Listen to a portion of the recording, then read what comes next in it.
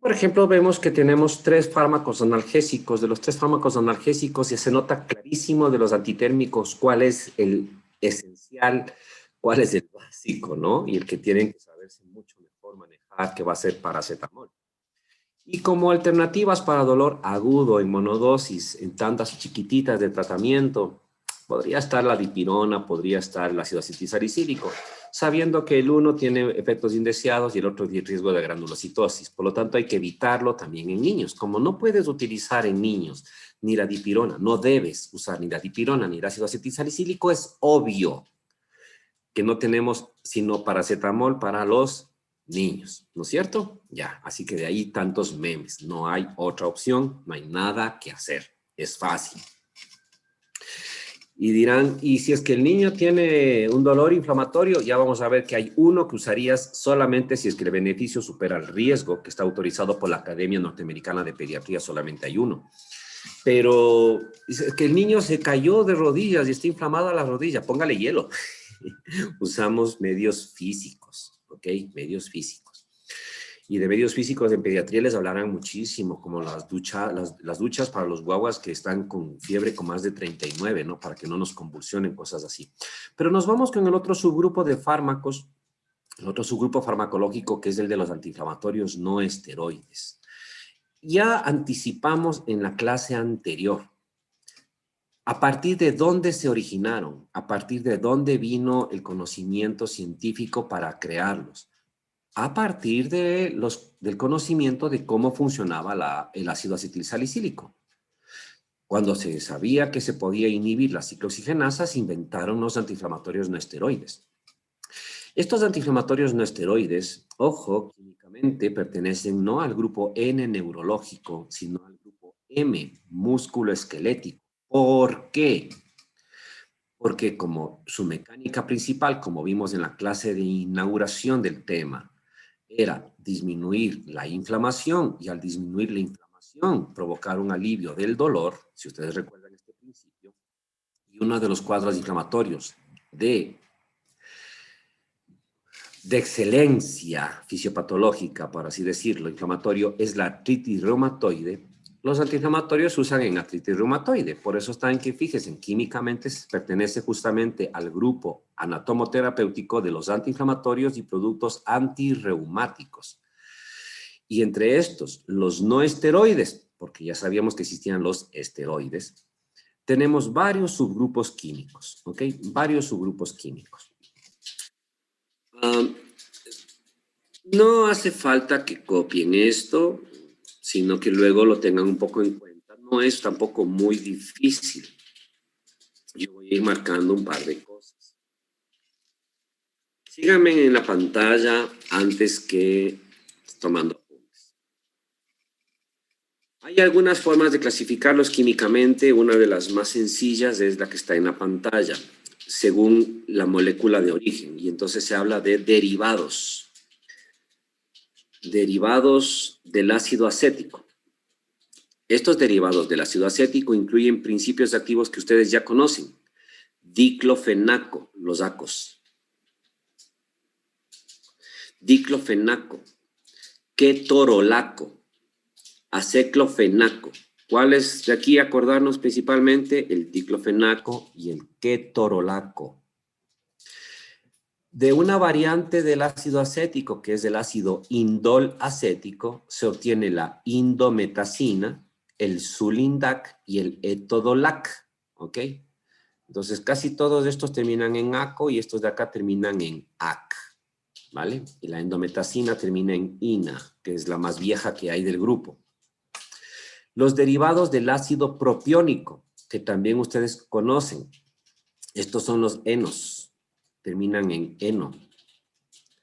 Ibuprofeno, naproxeno, ketoprofeno, fenoprofeno. ¿Cuáles acordarnos? Ibuprofeno y naproxeno.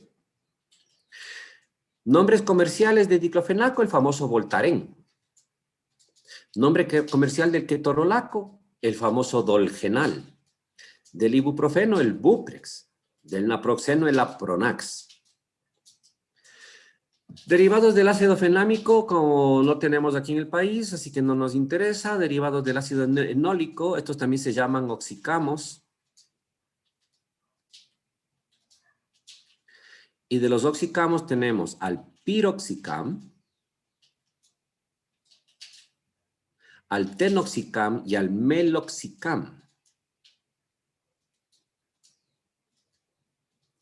Entre las alcanonas tenemos a la nabumetona, tampoco está en el país, y en el grupo de los varios, de los misceláneos, encontramos a la nimesulida.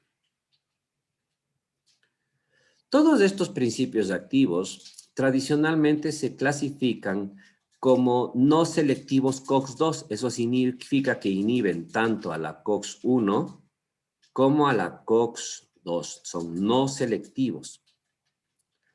En los últimos años ha salido información respecto a que meloxicam y la nimesulida muestran un perfil de tendencia de ser COX-2 selectivos. ¿Ok? Aquí, todos estos, ya saben, van a inhibir ciclooxigenasa y estamos diciendo que de manera no selectiva. Eso significa que vamos a tener ¿qué? Si inhibes COX-2, el efecto beneficioso de provocar desinflamación y alivio del dolor y antitermia que explicábamos en la primera clase, pero como inhiben a la COX-1, todos los efectos indeseados que habíamos visto con aspirina, porque se desaparecen las prostaglandinas, los mismos efectos indeseados, igualitos, toditos, los mismos. Síndrome de Reye, asma inducida por antiinflamatorios, gastrotoxicidad, insuficiencia renal aguda, los mismos. La potencia analgésica, siendo estos inhibidores 1 y 2, algunos tienen una diferencia en la potencia analgésica. Y ya saben que esto es la ruta tálamo-cortical que tiene un poquito que ver con la inhibición COX-3. ¿Cuáles son los más potentes inhibidores y por lo tanto con mayor efecto analgésico? Ketorolaco. Y en una farmacología antigua te dice que ketorolaco tiene más efecto analgésico que antiinflamatorio. No es eso. Lo que pasa es que necesita menor potencia en la biofase para poder actuar a nivel central. ¿Ok? ¿Cuál es el otro? Naproxeno. Naproxeno. Por lo tanto, cuando hablamos de un dolor leve a moderado, paracetamol. Leve a moderado, para dolor leve a moderado, principalmente de origen inflamatorio, tendríamos también estos AINES. Aquí tener en cuenta esto. Primera línea, un analgésico antitérmico. Pero también para ese dolor leve o moderado, como tienen efecto a nivel central, antitérmico y analgésico, también podrías usar un AINE. La pregunta es, ¿tienes que usar siempre un AINE primero o puedes usar solamente un analgésico primero? Esta es la pregunta que siempre nos jugamos. ¿Ok? ¿Se torció el tobillo? Pues, ¿para qué vas a estar con el paracetamol? Pues, una vez el antiinflamatorio, ¿se entiende? Acordarnos de la primera clase que di. La primera clase marcaba todo esto. Bueno, si es que tienes un dolor leve a moderado, no va a ser lo mismo que si tienes un paciente con un dolor de moderado a severo. ¿De qué depende esto? De la escala visual análoga, que me parece está en el primer artículo que liberé. Esa escala visual análoga hay que aprender a utilizar, hay que saberla gradar. Siempre tienes que mirar cuánto le duele al paciente en un primer momento. Daniel, hazme acuerdo de la siguiente clase hablar sobre esta escala. Y entonces, aquí obviamente tenemos esta enorme diferencia, porque entonces, para el dolor que sea moderado a severo, se va a preferir obviamente el empleo de ketorolaco y el empleo de naproxeno. Pero en cambio, el problema que vamos a tener con estos es sus efectos indeseados, así que solamente podremos usarlos durante corto tiempo.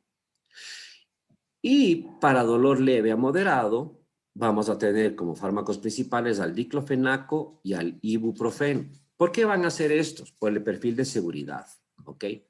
¿Qué pasa con la nimesulida? La nimesulida tiene un elevado riesgo de provocar hepatotoxicidad. Todos pueden ser hepatotóxicos, pero el riesgo con nimesulida es más alto, 7 veces más, así que no se lo prefiere. Y sin embargo tiene una enorme capacidad antitérmica, pero esto significa, por el hecho de que tengas que usarle como antitérmico en un niño, porque es muy bueno como antitérmico, correrte el riesgo de provocarle un daño hepático, que es impredecible, no se justifica. Esa es la razón por la cual la nimesulida en el año 2007 fue prohibida en niños en Europa y aquí en Ecuador recién en el 2011. Y todavía encuentra, sin embargo, productos pediátricos de nimesulida. ¿Cuáles son las dosificaciones que tenemos que acordarnos de los fármacos principales? Los fármacos principales para nosotros van a terminar siendo diclofenaco e ibuprofeno. Ibuprofeno con dosis en monodosis, ese gramo de paracetamol, el gramo de ácido acetilsalicílico, los 500 miligramos de dipirona, son comparables a 75 miligramos de diclofenaco, ¿sí? Por vía oral, normalmente no tenemos comprimidos de 75, solemos tener 50, pero la equipotente se encuentra entre 50 y 75 miligramos. Si se acuerdan de esta, estamos bien. Y de ibuprofeno de 400 miligramos. ¿Okay? Esas son las equipotentes. Y de 550 miligramos de naproxeno sódico. ¿Okay? 550. Y como de 30 miligramos de ketorolaco. Estas son las equipotentes. Luego habrá una lectura que les repasa estos números. ¿Ok? Por otra parte, luego tenemos al grupo de los llamados fármacos antiinflamatorios COX-2 selectivos. Estos COX-2 selectivos son algunos principios activos. El rofecoxib. Todos terminan en coxib, por esto también se les llama coxibs. Rofecoxib, etoricoxib, celecoxib, valdecoxib, parecoxib, lumiracoxib.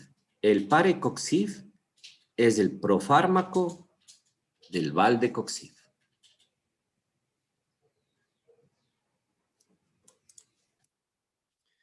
¿Cómo actúan todos? Inhibiendo ciclooxigenasa de manera selectiva, no selectiva, y hay particularidades farmacocinéticas.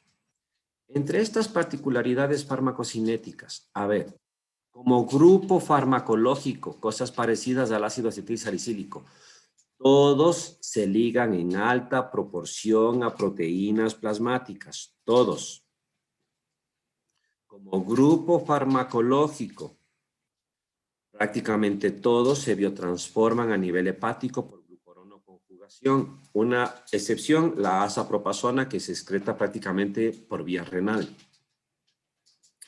Los tiempos de semivida plasmática son distintos.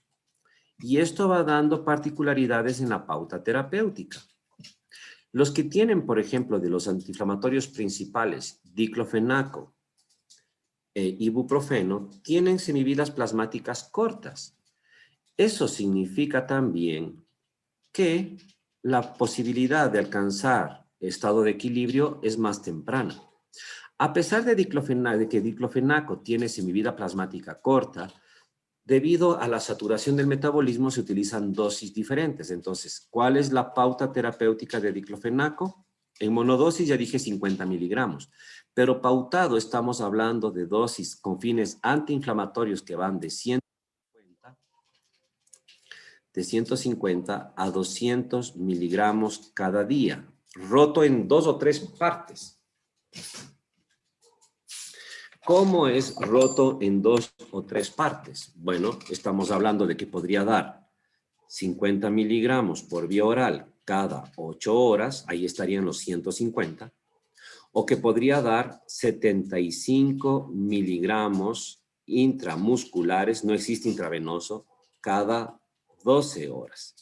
También existen formulaciones de liberación lenta oral, pero la formulación se llama así, comprimidos de liberación lenta de 75 miligramos. Podríamos dar 75 vía oral cada 12 horas. Los 200 miligramos que he marcado aquí solamente se utilizan en casos de pacientes con artritis reumatoide. Como ustedes no van a manejar eso, mejor les voy a borrar. Entonces, hablamos de 150 miligramos diarios, ¿ok? Como fraccionado, 50 miligramos cada 8 horas, 75 miligramos cada 12 horas. Por otra parte, el ibuprofeno sí solemos pautarlo de manera más amplia. A este ibuprofeno sí sabemos nosotros pautarlo de manera más amplia.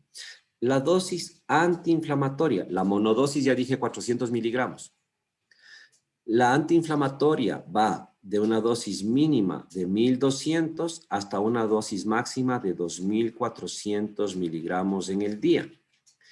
Y como tenemos comprimidos que hay de 200 miligramos, de 400, de 600 y hasta de 800 miligramos, no existe de ibuprofeno intravenoso ni intramuscular, cuidado, solamente vía oral, tengo cómo moverme muchísimo.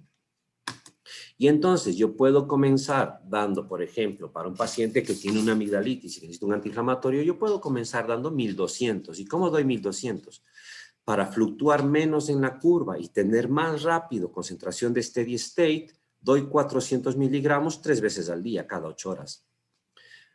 ¿Que puede darse 2 veces al día? Claro, 600, 600, pero acuérdense también del efecto directo gastrotóxico por mayor concentración y acuérdense también que tendríamos recién concentración de equilibrio plasmático al siguiente día, porque sería 4 tomas recién el siguiente día. Pues comenzaste con 1200, haces el monitoreo al paciente, ¿sabes qué? No me pasa el dolor, sí, bueno, son 24 horas que te he mandado esto, pero te voy a subir de una vez la dosis, entonces voy a darte 1600. ¿Por qué? Porque puedo llegar hasta 2400. Y entonces te digo, te mandé a tomar 400 3 veces al día, ahí estoy con 1200, pues ahora te voy a aumentar. ¿Cómo? Dándote 400 4 veces al día, cada 6 horas, y ya estoy en 1600. Y si tuviera que seguir subiendo, puedo seguir aumentando dosis y manteniendo el intervalo. Puedo dar 600 miligramos 3 veces al día y ya estaría en 1800. O puedo llegar a dar 600 4 veces al día y ya estaría en los 2400. ¿Ok? Así que es un fármaco muy, muy amigable. ¿Cuál es? Este ibuprofeno. Aunque existen formulaciones pediátricas de todos los demás, el único respaldado por la Academia Norteamericana de Pediatría y por la EMA de Europa para el uso pediátrico, debido a que hay estudios que han mostrado que tiene un mejor perfil de seguridad en niños, es el ibuprofeno. Es el único. Por eso hay formulación en jarabes de que son bastante útiles. ¿Cuál es la dosis del ibuprofeno para niños? Prácticamente la misma del paracetamol. 10 miligramos por cada kilogramo de peso por vía oral, 3 o 4 veces en el día. Idealmente 3 para no llegar a la máxima en el niño. ¿Ok? Así que no es difícil aprender. 10 miligramos kilogramo de peso en el paracetamol, 10 miligramos kilogramo de peso en el ibuprofeno para los niños. Ya está. Se acabó. ¿Estamos claros hasta aquí? Doc, yo tengo una pregunta sobre la nimesulida. Dentro de los efectos adversos de cuando se administra en niños de 8 años, ¿puede generar desorientación y pérdida del conocimiento? Yo no tengo entendido de que haya un reporte ya asegurado de que puede provocar esto.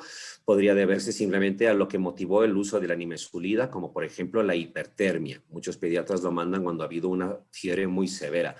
Pero también podrías, como se llama, haberte evitado el uso de nimesulida empleando una pauta plena de 15 miligramos, kilogramo de peso, 4 horas, cada 6 horas, mejor dicho, de paracetamol y metiéndole en la regadera al niño.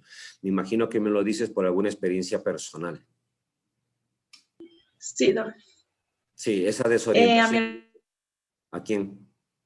Mi hermanita hace un tiempo hace unos años a ella le dieron un sobre de ese y ella perdió se desorientó y no sabía ni los nombres ni nada, no se acordaba de nada. Sabes que no he visto reportes que hablen de que puede haber este efecto indeseado. De momento, sin revisar literatura, si es que pueden existir reportes parecidos a ese, que es una técnica de farmacovigilancia, lo que te estoy diciendo, yo le asumiría de que podría haber sido más imputable a la causa que motivó el uso de la nimesulida, que puede haber sido una fiebre muy alta. Doc, una pregunta. Pero ahora ya no hay que usar nimesulida, se acabó el problema. Ya. Dime, Lenin.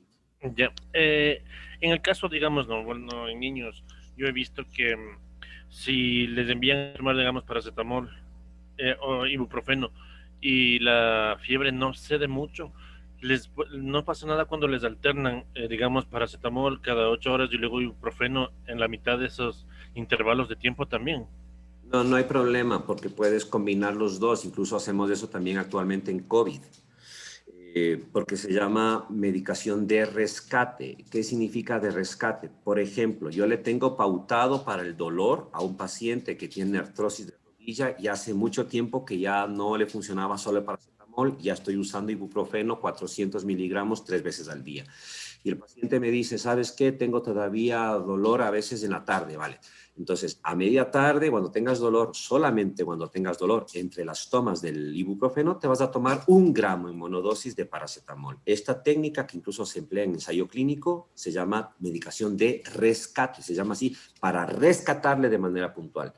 Lo que de manera incorrecta en el hospital se escribe PRN, por razones necesarias. Es que todo medicamento se usa por razones necesarias, se supone. Entonces, se habla más bien de medicación de rescate. En los ensayos clínicos, una variable de desenlace es el empleo de medicación de rescate. Yo hago un ensayo clínico de diclofenaco contra ibuprofeno y dejo medicación de rescate con paracetamol 1 gramo. El fármaco más eficaz también va a ser aquel que haya provocado que se use menos medicación de rescate. Así que puedes utilizar esto. Sí, esto se llama utilizarlo y puedes hacerlo con paracetamol, usar rescates de ibuprofeno o con ibuprofeno hacer rescates de paracetamol. Eso es correcto. ¿Sí? Si seguimos con estos antiinflamatorios, pon acá. Ibuprofeno y diclofenaco, insisto, estamos viendo las pautas.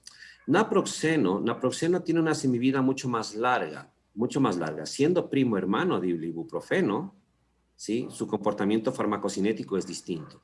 Por eso es que ibuprofeno se lo pauta cada 12 horas.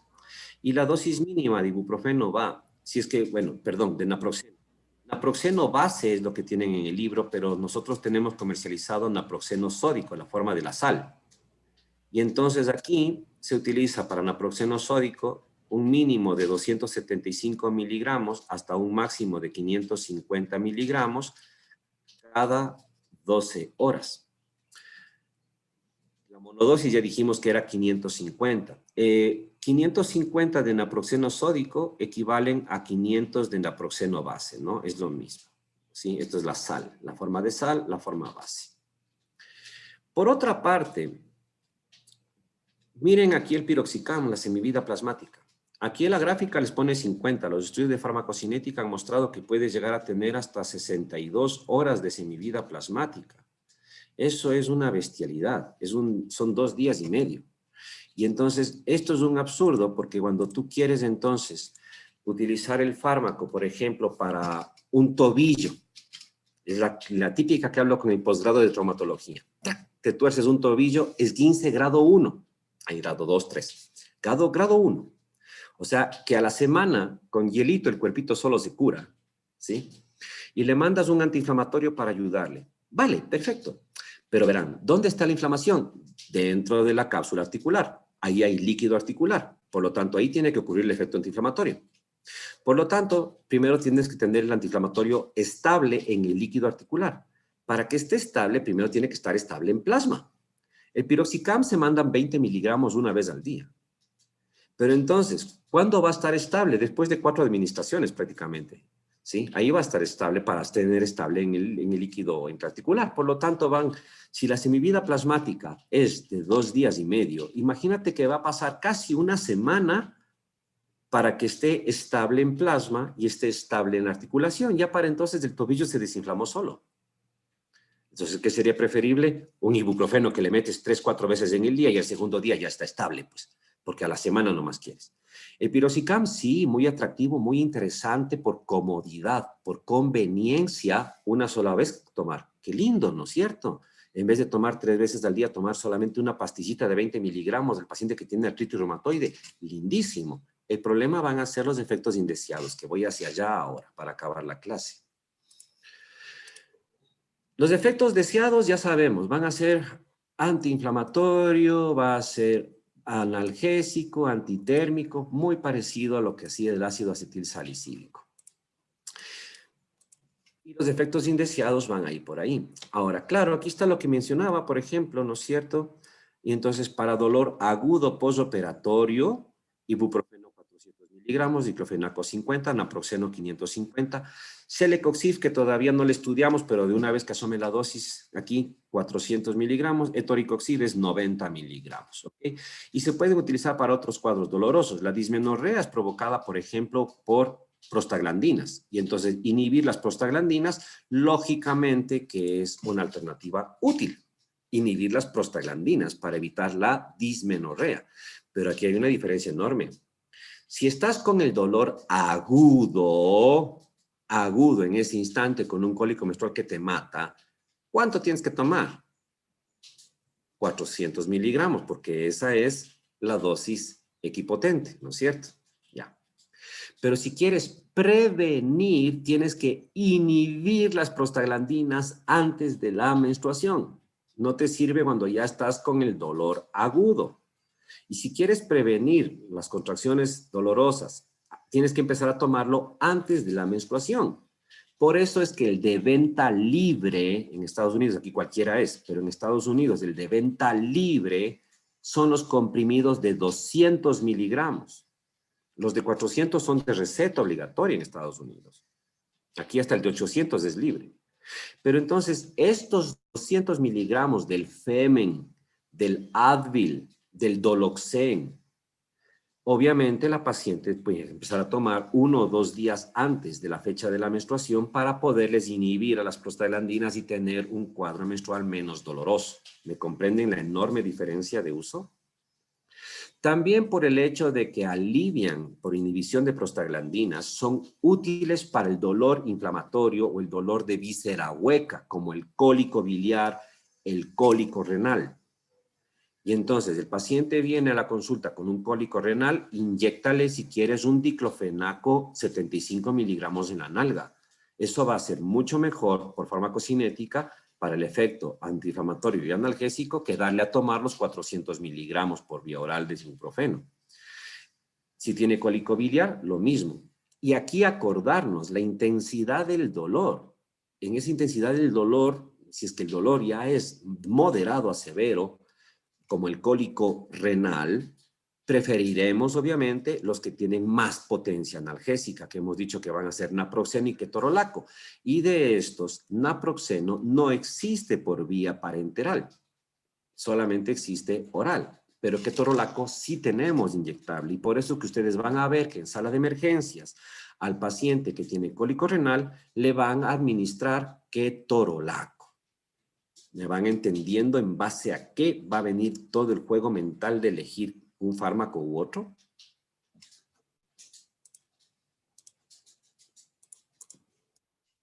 Los efectos indeseados, los mismos que ya hemos anticipado, ¿no es cierto? ¿Y dónde está la diferencia? La diferencia está aquí. Hasta el año 90, se sabía que provocaban úlcera gastrointestinal, pero no se sabía si es que algunos eran más peligrosos que otros. Esto ya antes, por eficacia clínica, les dije aprendan a leer, y 1 significaba sin asociación, más de 1 más riesgo, menos de 1 protección. Bueno, aquí este fue el primer trabajo que se hizo en el año 91, que se publicaba, en donde se mostraba que el riesgo era diferente de los antiinflamatorios. Y estábamos mirando aquí en este trabajo, que está resumido, no están todos los antiinflamatorios, puse solamente unos. Por ejemplo, diclofenaco 7 veces más probabilidades de hemorragia gastrointestinal que cuando no tomas nada. Naproxeno 6 veces más. Piroxicam 19. Porque de ahí la eficacia clínica de estos, recuerden, toditos desinflaman, toditos sirven para la artritis reumatoide. Y luego vino este trabajo de Henry, en el que hacía un metaanálisis, porque entre el año 91 y el año y el 91 y el año 95 salieron mucho más estudios que decían que aparentemente era mucho más seguro ibuprofeno. Entonces Henry hizo un metaanálisis y dijo, voy a compararles a todos contra ibuprofeno. Este es el que no tiene riesgo y que todo el mundo dice que es más seguro. Yo no me lo creo, decía Henry. Y hizo un metaanálisis. Y estos son los riesgos respecto al ibuprofeno. Y por lo tanto, si es que había algún antiinflamatorio que fuera más seguro que el ibuprofeno, el número tendría que haber sido menor a 1. ¿Hay alguno? No, todos tienen más riesgo. Y aquí está el naproxeno, por ejemplo, 2 veces 8, o sea, prácticamente 4 veces más peligroso que ¿qué? Más peligroso que el riesgo que ya posee el ibuprofeno. Más peligroso que el riesgo que tiene el propio ibuprofeno. Siguieron pasando los años y en el año 2004 se volvió a confirmar nuevamente lo mismo. Que los antiinflamatorios que tenían el mejor perfil de seguridad, los que tenían menos riesgo de úlcera gastrointestinal, eran ibuprofeno y diclofenaco. El piroxicam volvió a salir con 15, el ketoprofeno salió con 10. Miren al ketorolaco, a este que le hemos dicho para el cólico renal y para el cólico biliar, pero sobre todo para el renal. 24 veces más riesgo. Esta es la razón por la cual le usas por muy poco tiempo. Porque mientras más tiempo uses un antiinflamatorio, más riesgo va a haber. El meloxicam, que se dice que es COX-2 selectivo, NACO no es el más seguro. Miren aquí esto. Esto es el intervalo de confianza, el 95%. Y recordemos que cuando se cruza la unidad, eso era debido al azar y era una P no estadísticamente significativa. Les dejé un capítulo de esto en el aula del otro día, donde se explican cómo hacer estas lecturas. Así que, por lo tanto, estos serían de entrada los dos antiinflamatorios, ya de entrada los más seguros. Ya de entrada, antiinflamatorios. Ya tenemos 2. Ibuprofeno, diclofenaco para uso a largo plazo y uso habitual. Para usos puntuales en dolor más severo, naproxeno, ketorolaco. Todos los demás son más peligrosos. Ya está. ¿Ketorolaco es peligrosísimo? Sí, pero lo vas a usar de manera puntual mientras se resuelve ese cólico renal. No le vas a estar dando a un paciente que tiene torcido el tobillo, que tiene dolor de garganta o que tiene artritis reumatoide porque le haces un agujero en el estómago. ¿Se entienden las reglas de juego de uso de estos fármacos? Y entonces se inventaron los COX-2. Los COX-2 se inventaron para inhibirle a la ciclooxigenasa 2, lograr el efecto antiinflamatorio, y dejarle a la COX-1 libre sin el efecto gástrico renal. Y fueron algunos fármacos los que saldrían, ¿no? Celebrex, Vestra, Cox y Apios.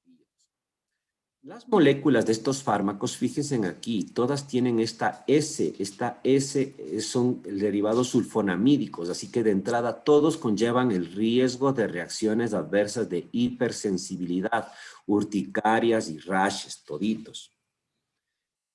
El parecoxif, que es el que está aquí, solamente es el profármaco de esta molécula de acá, del valdecoxif.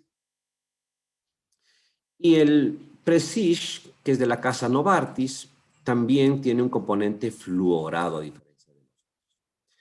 Si aquí vemos esta curva que habíamos visto antes de inhibición, nos damos cuenta de que, por ejemplo, celecoxib y rofecoxib necesitas una concentración de 1 micromol para tener el efecto antiinflamatorio sobre la COX-2, pero te necesitarías llegar a 10 micromoles para inhibir a la COX-1, por eso se llaman selectivos. Pero verán, que sean selectivos no significa que no lo inhiban. La selectividad es dosis dependientes. Y aunque son, por ser selectivos de la COX-2, van a dejarle en paz a la 1, va a haber menos riesgo gástrico. Pero aunque haya menos riesgo gástrico, no significa que no vaya a haber riesgo. Farmacocinéticamente son parecidos a todos. Se ligan en alta proporción a proteínas, tienen semividas plasmáticas, algunos bien largas como el etoricoxib o el rofecoxib. Okay. Y luego vino, ¿cómo se llama?, el problema de la toxicidad. Estos fármacos, aunque se mostraron menos tóxicos gastrointestinalmente, se mostraron más tóxicos a nivel cardiovascular, que será el tema de la siguiente clase, la toxicidad de estos fármacos. ¿Estamos claros hasta acá? Una idea se me está olvidando, pero ¿cuál sería? Sí. De una vez la voy a terminar ahorita. Me quedan como 3 minutos. Y entonces, claro, hubieron algunos estudios. Uno de estos estudios fue el estudio Vigor, que comparaba justamente al rofecoxib contra el naproxeno. Y aquí salió de que el rofecoxib tenía mucho más riesgo cardiovascular. Había más muertes por infarto agudo de miocardio. ¿Por qué? Porque no inhibe a la COX-1, por lo tanto, sí hay tromboxano A2, por lo tanto, sí hay agregación plaquetaria. Luego vino el estudio CLASS, en cambio, que era con el celecoxib. Este estudio contra el celecoxib mostró de que el riesgo cardiovascular era prácticamente el mismo. Aquí está, infarto de miocardio, 3% con celecoxib, 3% con ibuprofeno diclofenaco. Pero no es porque fuera más seguro, era porque los pacientes del 20% en los dos grupos de estudio tomaban aspirina. Los dos tomaban aspirina. Y cuando se miraron los resultados del estudio, se publicaron recién para lo que era el año de seguimiento, ¿sí? Y al año de seguimiento aquí tenemos justamente que la cantidad, esta línea de aquí, que es el diclofenaco, y acá tenemos, ¿cómo se llama? Ibuprofeno, era más alta de úlceras gástricas que esta línea de acá, que eran las causadas por celecoxib. Sí produce úlceras gástricas, pero en menos frecuencia, el riesgo es menor. Pero cuando haces el seguimiento, no a los 6 meses, sino a los 12 meses y más de tratamiento, si se percatan, ya la cantidad de úlceras con celecoxib le gana a la cantidad de úlceras con diclofenaco. Esto llevó a que incluso se publicaran documentos hablando de que no es tan cierto que celecoxib y rofecoxib, que eran los primeros COX-2, fueran los más seguros, ¿ok? Y a la larga, esto provocaría que fueran retirados del mercado, chicos. ¿Ok? Con esto acabo. Fueron sacados del mercado el rofecoxib, el valdecoxib, parecoxib se quedó para uso hospitalario, etoricoxib se comercializa pero con dosis restringida y el lumiracoxib en cambio fue hepatotóxico y salieron del mercado. Así que solamente nos hemos quedado con celecoxib y con etoricoxib para utilizar en la práctica, pero en pacientes que no tengan riesgo cardíaco. ¿Estamos claros hasta acá? Bien, mañana ustedes no tienen clase, les veo el día miércoles, mañana habrá lectura sobre estos temas. Eso es, chicos. Les dejo, me voy a preparar para recibir al otro paralelo. Gracias, doctor. Gracias, doctor. Gracias, doctor. Nos vemos el miércoles con preguntas sobre las lecturas y este tema.